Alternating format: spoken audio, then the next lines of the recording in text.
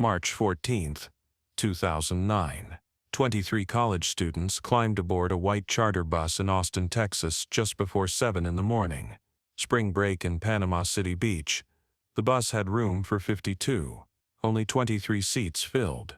The driver clipped a paper log to his visor and pulled onto the interstate. By mid-afternoon, the bus crossed into Alabama. At mile marker 53, the driver steered into a rest area. Security cameras caught the bus rolling in. The cameras never caught it rolling out. 14 years later, a highway crew clearing brush for a widening project spotted something pale between the trees. A worker walked south, nearly 350 feet from the pavement. He found the charter bus sunk halfway into soft ground, windshield shattered, doors hanging open. 23 backpacks lined the seats, each one upright, zipped shut, student ID visible through the mesh. The crew boss radioed the county.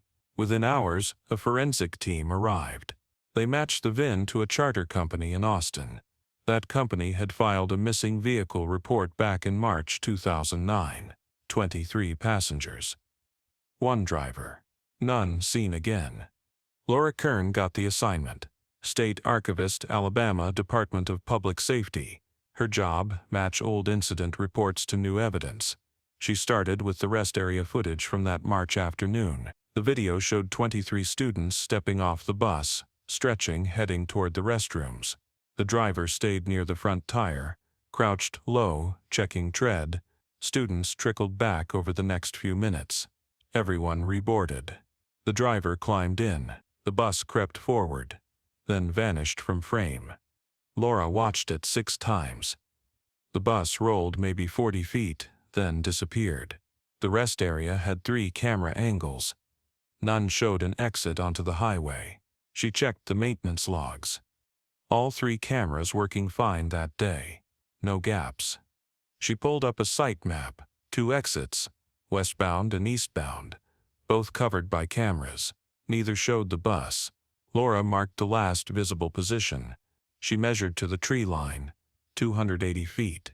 The forensic team had found the bus at 340 feet south. That meant it traveled at least 60 more feet past the parking lot edge without being seen. She called David Ortiz, forensic lead. He was still on site. Any tire tracks leading into the woods? None, he said. 14 years of leaves and dirt. The bus looked like it had been there forever. Moss on one side, tires rotted flat, rust eating through the frame. What about the backpacks? All accounted for, David said. Clothing, toiletries, personal items. 18 had wallets with cash and cards. 12 had cell phones, old flip models. None would power on. They'd try data recovery. Any damage to the phones? No, David said. They looked carefully placed, zipped inside. Laura rewound the footage. Watched the final seconds. The driver turned the wheel slightly left. The bus moved forward. She called the charter company. New ownership since 2015. Guy named Ron Harper bought it from the original owner's estate. Ron dug through storage. Found the dispatch log. March 14, 2009. Bus departed early that morning. Driver Marcus Wells, age 51, expected return a week later. No entries after the 14th. Any family for Marcus Wells? Ron didn't know. Laura searched state records. Driver's license, Austin address. She called local police. An officer checked, apartment re-rented multiple times since then. No forwarding info. The forensic team recovered a clipboard from the dashboard. Single sheet of paper, handwritten log. Departure time, route, checkpoints. Houston mid-morning, Beaumont, before noon, Lake Charles early afternoon. Mobile by 3, handwriting stopped after Mobile. No mention of mile marker 53. Laura checked the timeline. If the bus was supposed to hit Mobile by 3, it would have passed marker 53 around 2:30. Footage showed arrival a few minutes after that. Why stop if Mobile was only half an hour away? She measured 28 miles east, maybe 25 minutes at highway speed. She called David again. Any sign of mechanical trouble? The engine had seized after 14 years. But that was expected. The team would check fuel lines and battery terminals. Results in a week. Laura opened a new file. Started searching student IDs. First card. Emily Sanderson. Texas State University. Sophomore, biology major. Emergency contact Karen Sanderson. Laura dialed. A woman answered. This Karen Sanderson. Yes. Mother of Emily? The woman's voice changed. Yes. Laura said they'd found new evidence. The woman went quiet, then asked if Emily had been found. No, Laura said. A bus, near mile marker 53, Interstate 10, Alabama. The woman said Emily had called her from that rest area. Laura sat forward. When? That afternoon in March, around 20 to 3. What did Emily say? Just that the bus was stopping for a break. Sounded normal. Call lasted less than a minute. Emily said she'd call that night from the hotel. Did you try calling back? Yes, the woman said. Voicemail. Tried again next morning. Voicemail. 2 days later the phone was off. Laura moved to the second ID. Jordan Lee, University of Texas, called the emergency contact. Jordan's father, Peter Lee. He'd gotten a text from Jordan that afternoon. Quick stop in Alabama, should be in FL by 9. Peter replied right away. Jordan never responded.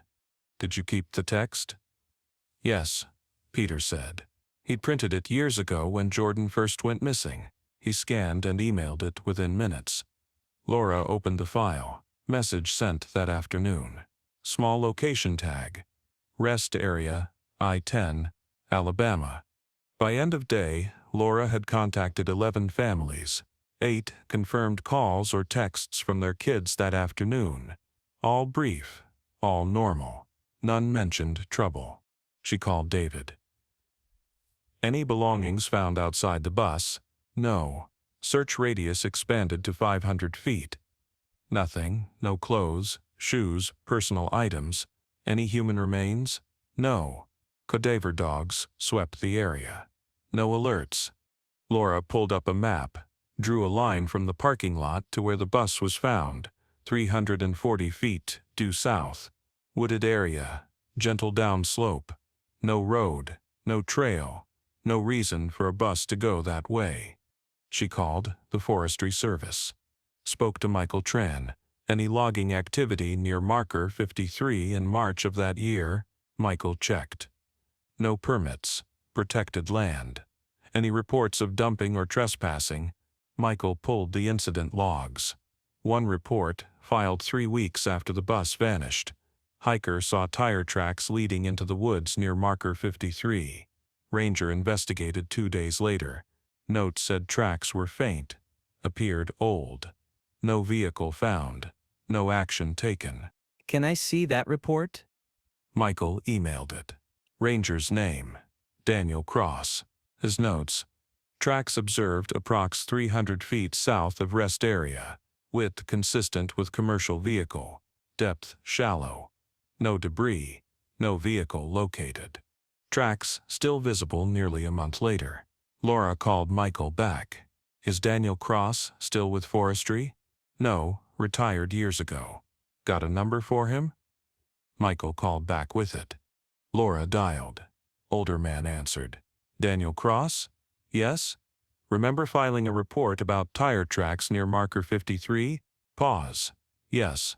What do you remember? Wide tracks, he said. Looked fresh. Followed them maybe 200 feet. Then they just stopped. Ground got harder. Searched another hour. Found nothing. Take any photos? No, battery died. Planned to go back next day. Did you? No. Rained that night. Came back 2 days later, tracks were gone. Laura checked weather records. No rain the day of the report. Heavy storm the next night. The tracks had been erased. She looked at forensic photos of the bus.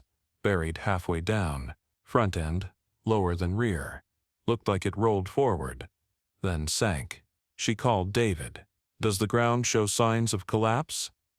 Yes. Soft soil. Bus settled over time. How long would that take? Depends on composition and weather. 6 months to several years. Could the bus have been driven there? Possible, David said. Trees not dense enough to block it. Would have needed to go slow, avoid trunks. Any impact marks on trees? No. Team checked every tree within 400 feet. No collision damage. Laura traced a path on the map. 3 turns. Total 340 feet. At walking speed for a large vehicle. Maybe a minute. The bus left the camera frame late that afternoon. If it drove straight into the woods, it would have reached final position shortly after. She pulled the 2009 police file. Missing persons report filed the next morning by the charter company. Investigating officer, Detective Raymond Moss. Laura found his extension. Still employed. She called. Raymond answered. Remember this case? Pause. Yes. What do you recall? Interviewed families. Requested rest area footage. The footage showed the bus leaving. Laura stopped him. It doesn't show the bus leaving. Raymond said he had a copy. Watched it multiple times. Bus exited eastbound. Do you still have it? He'd check. Put her on hold. Came back minutes later. Found it. Would email. Laura gave her address. File arrived shortly after. Laura opened it. Same video, bus entering. Students off and on. Bus rolling forward. But at the end, the bus turned right. Drove toward the eastbound exit. Disappeared from view. She paused it. Compared it to the footage from the rest area security company. Identical until the final moment. Then, they diverged. In Raymond's version, the bus turned right and left. In the rest area's version, the bus moved straight and vanished. She played them side by side. Same time stamp, same angle, same bus position. 1 second before, then, different. She called Raymond back. Where'd you get this footage? Rest area manager gave it to him. Name. Raymond checked his notes. Gary Fulton. Does Gary still work there? Raymond didn't know. Laura called the rest area. Woman answered. The manager's name now, Patricia Lim. Started years after the incident. Anyone from back then still working? No. Laura searched for Gary Fulton. Found several in Alabama. Started calling. One answered, yes, he'd worked at Marker 53 rest area from 2007 to 2010. Remember giving footage to a detective? Yes. Where'd you get it? Copied it from the security system. From the main drive or backup. Gary wasn't sure. System saved to 2 locations. He'd copied from the main drive. Could the backup be different? Gary didn't know. Security company handled tech issues. Which company? He couldn't remember. Laura called the forensic team. Spoke to Angela Reed, technician. Had they reviewed the footage? Yes. Noticed the blue sedan in the parking lot? Yes. Identify it? No. Plate not visible. Can you enhance? Angela tried. Called back later. Plate partially visible in 3 frames. First 3 characters, 2HG. Laura asked Angela to run a forensic analysis on both videos. Days later, Angela called. Both videos showed signs of editing. The version showing the bus exiting had been altered. The final frames replaced to show the bus turning right when it actually moved straight. File properties showed the last modification 2 days after the bus vanished. Laura returned to evidence. The bus had an electronic data recorder, rare for charter buses back then, but this model had one. Small black box, under the driver's seat. Recorded speed, braking, steering. David said they'd analyzed it. Data partially corrupted. Last entry that afternoon. Shortly before 3, bus traveling 6 miles per hour. Steering wheel turned 15 degrees left. No brake. Throttle at 12%. Then nothing. Recorder stopped. Why? David didn't know. Should run as long as engine's on. Data didn't show engine shutdown. Just stopped recording. Laura calculated. At 6 miles per hour, 340 feet takes roughly 40 seconds. Last EDR entry late that afternoon. Bus would have reached the woods within a minute. She opened Karen Sanderson's phone records. Emily's phone, 1 outgoing call that afternoon, under a minute. 3 incoming after that. Evening. Late night. Next morning. None answered. Emily's phone was on that evening. Not turned off. Laura got a court order for carrier location data. Phil came back days later. Emily's phone last pinged a tower that afternoon. Tower location over 2 miles east of marker 53, near marker 55. After that, no pings. Laura stared at the map. Emily's phone pinged east of the rest area, but footage showed all students back on the bus before it disappeared. If Emily was on the bus at the rest area, phone should have pinged the nearest tower west, near marker 51. It didn't. She got Jordan's phone records. Last ping that afternoon, tower near marker 52. After that, nothing. Timeline emerging. Jordan texted from rest area. Phone pinged marker 52 shortly after. Emily's phone pinged marker 55 minutes later. That's 3 miles in 5 minutes. Highway speed. Laura called David. Any evidence students left the rest area separately? No. All 23 backpacks found on bus, fully packed. She rewatched the footage. Counted students returning. All 23 visible. Driver closed doors. Bus rolled forward. Everyone aboard. But Emily's phone pinged marker 55 minutes before the bus disappeared. Laura wrote Emily's phone was not on the bus when it disappeared. She called David. Did you verify all 23 phones match the 23 students? Yes. Cross-referenced with IDs, checked serial numbers and accounts. All matched. Laura looked at the evidence photos. 23 phones. Each in the correct backpack. She wrote a new timeline. Jordan texted from the rest area. A phone pinged marker 52 shortly after. Emily called her mother from the rest area. Minutes later, Emily's phone pinged marker 55. Then, all students boarded the bus. The bus disappeared. Between Emily's call and everyone boarding, Emily's phone traveled from marker 55 back to rest area. Miles and minutes. How? Laura called Karen again. But did Emily mention leaving the rest area during the call? No, she said. The bus was stopped. Mention anyone else leaving? No. Laura wrote. Someone else had Emily's phone. She called David. Fingerprints on Emily's phone? Multiple prints found. The primary set matched Emily. 2 partial prints from unknown individuals. All were run through databases. No matches. Laura leaned back, piecing it together. Someone had taken Emily's phone, driven east. Let it ping marker 55, then returned it to Emily's backpack, before everyone boarded. But why? She called Angela. Can we trace the exact route Emily's phone took?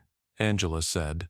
Tower pings only give approximate location, can't trace specific roads, but she could request pings from all nearby towers.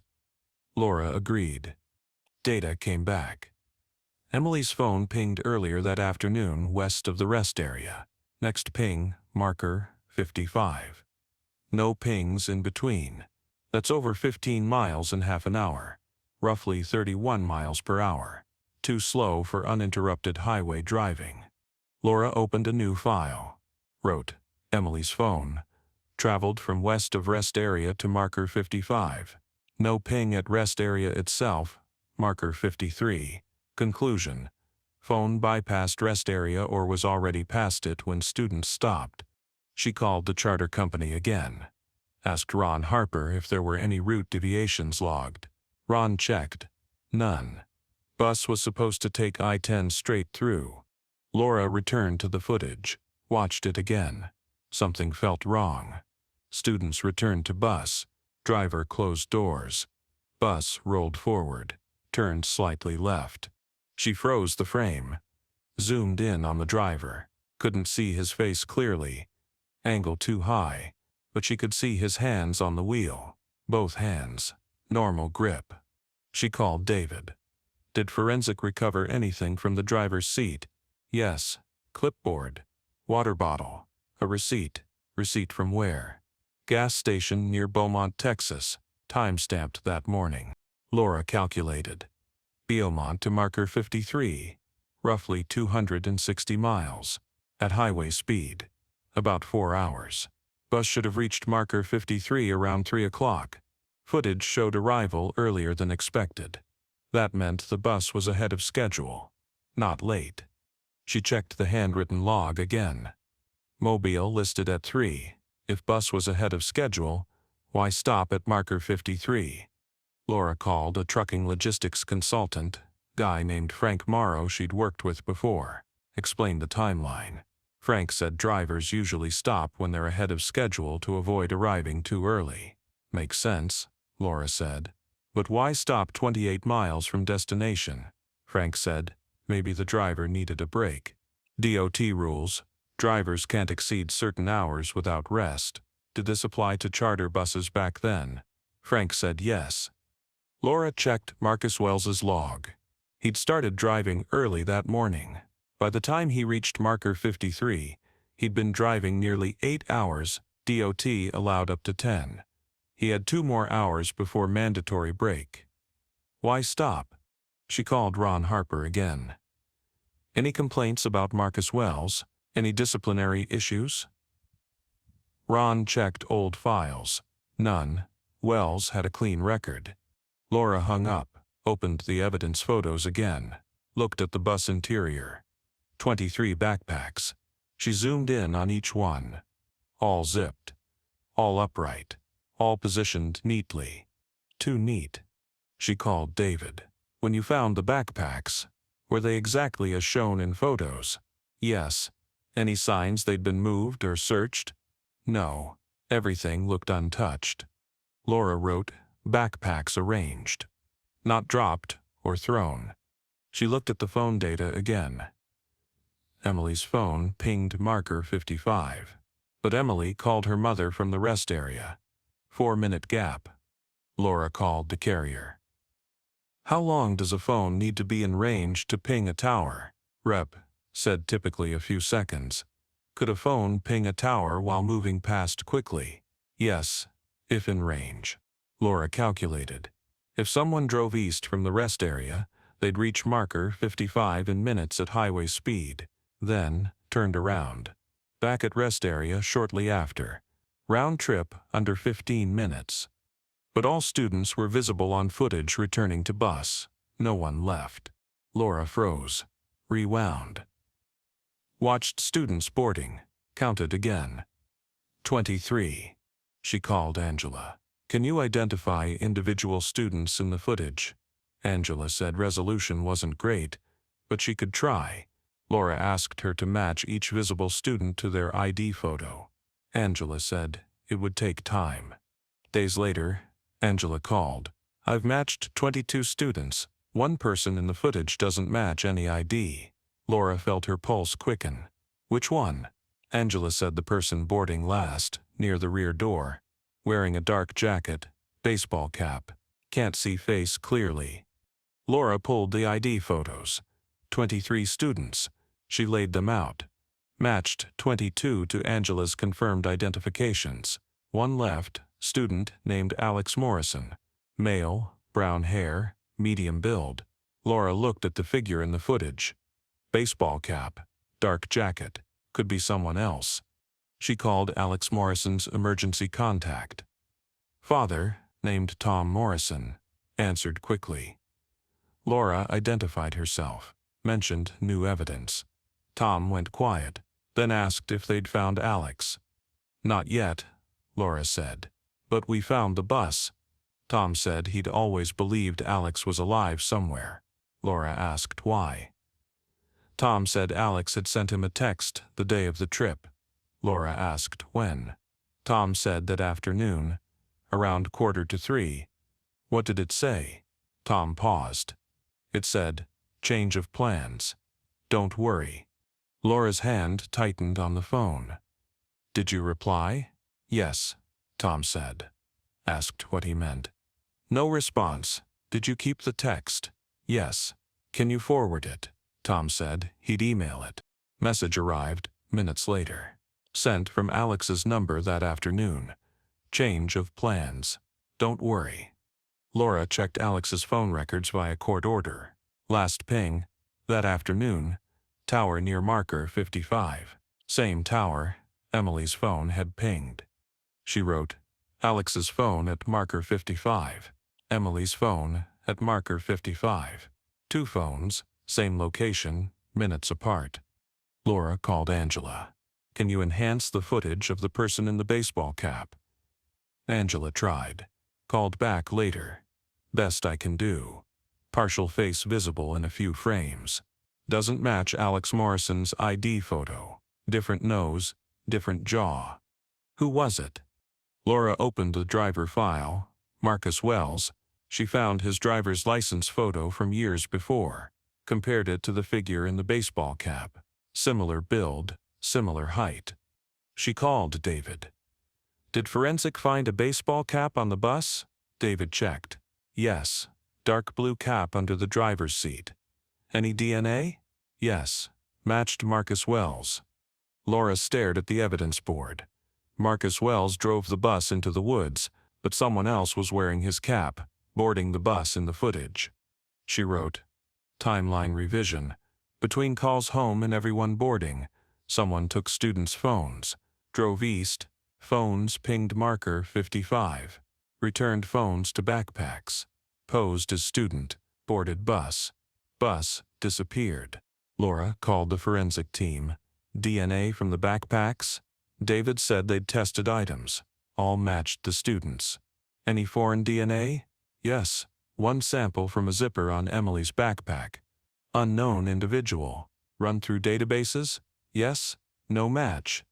Laura hung up. She sat in silence, then picked up the phone. Called the Alabama State Police Cold Case Unit. Asked if there were any similar disappearances in the region around that time. Investigator said he'd check. Called back later. One case months before, a van with 12 passengers vanished near mile marker 71, Interstate 10, Mississippi. Van found half a year later, 400 feet south of highway, buried in woods. No passengers found. All belongings left inside. Laura asked for the case file. Arrived the next day. She opened it. Van entered a rest area. Security footage showed it arriving. Never showed it leaving. One camera angle. Footage reviewed. No signs of tampering. But the van was found. Just like the bus. Laura called the Mississippi investigator. Did they ever determine why the van left the highway? No. Case went cold. Any evidence of foul play? No. Any common factors with passengers? No. Random group, college students. Road trip. Laura thanked him. Hung up. She opened both case files side by side. Spring 2009 bus, 23 students, marker 53, Alabama, months before van, 12 passengers, marker 71, Mississippi, both rest areas. Both vehicles found in woods, both groups missing. She measured the distance between marker 53 and marker 71, roughly 90 miles. Laura called the Forestry Service in Mississippi, asked if there were any tire track reports near marker 71 in late 2008. Ranger checked. Yes, weeks after the van vanished. Hiker reported tracks leading into woods. Ranger investigated. Tracks faint. No vehicle found at that time. Vehicle discovered months later by hunters. Same pattern. Laura opened a map, marked both locations. Drew a line. I-10 corridor. She searched for other disappearances along I-10 between 2007 and 2010. Found 3 more. Louisiana, Florida, Texas. All involved groups. All involved rest areas. She called FBI field office in Mobile. Spoke to an agent named Carol Diaz. Explained the pattern. Carol said she'd escalate. Laura sent all files. 2 weeks later, Carol called back. FBI opened an investigation, multi-state task force. They'd found something. Laura asked, what? Carol said security footage from 4 rest areas along I-10 had been altered. Same method. Frames replaced. All modifications dated within 48 hours of each disappearance. Who altered them? Carol said they were tracing it. One name kept appearing in service records. Richard Boone, owner of Safeguard Systems, company serviced rest area cameras in Alabama, Mississippi, Louisiana between 2007 and 2014. Laura searched for Richard Boone, Montgomery, Alabama. She'd spoken to him before. He said he had no records from that year. She called again. No answer. She called the Montgomery police, asked them to check his address. Officer called back later. Address was a vacant lot, no residents. Laura ran a deeper search, found a property record. Richard Boone owned land near mile marker 58, Alabama, 6 miles east of marker 53, rural area. No structures listed. She called Carol, gave her the location. Carol said they'd send a team. Days later, Carol called. They'd found something. Concrete structure. Underground. Entrance hidden under brush. Inside a room. No furniture. Walls lined with photographs. Hundreds of them. Rest areas. Buses. Vans. Groups of people. All along I-10. Any evidence of the missing people? Carol said no. Just photos. And one item, a laptop. Encrypted. Forensic team working on it. Laura asked about Richard Boone. Carol said they'd issued a warrant. No sign of him. 2 weeks later, forensic team cracked the laptop. Carol called Laura. You need to hear this. The laptop contained logs, detailed records, dates, locations, group sizes. March 14, 2009, marker 53, 23 passengers. September 2008, marker 71, 12 passengers. 5 other entries, all matched unsolved disappearances. What happened to them? Carol said the logs didn't say, just data. But there was one file, a video, dated March 14, 2009. Carol emailed it. Laura opened it. Video showed the interior of the bus, empty seats. Then a man entered frame, Richard Boone. He walked down the aisle, adjusted a backpack, placed a phone inside, zipped it shut, moved to the next seat, repeated, one by one, 23 backpacks. The video ended. Laura called Carol. He staged it. Carol said yes. After the students were taken, he returned to the bus, placed their phones back, arranged their belongings, made it look like they vanished from the bus. But where are they? Carol said they were still searching. The underground room had tunnels, led deeper. Teams going in now. Laura hung up. She sat at her desk, looked at the evidence board. 23 faces. Emily Sanderson, Jordan Lee, Alex Morrison, 20 others. Her phone rang. Carol, we found them. Laura's breath caught. Alive? Carol was quiet. No. The tunnel led to a sealed chamber. Concrete walls, no ventilation. 23 bodies, identified by dental records, cause of death, asphyxiation. When, Carol said medical examiner placed time of death within hours of disappearance. They were taken from the rest area. Driven east in a second vehicle. Phones pinged marker 55. Because the vehicle passed that tower, then brought back. Placed in the tunnel. Bus driven into woods to stage the scene. Laura closed her eyes. Why? Carol said they didn't know. Boone was still missing. No motive found. Laura opened the phone records again. Looked at the pings. Emily's phone. Alex's phone. The students were already gone by then, being driven east, their phones pinging towers, while their belongings waited in the bus. 2 months later, Richard Boone was found.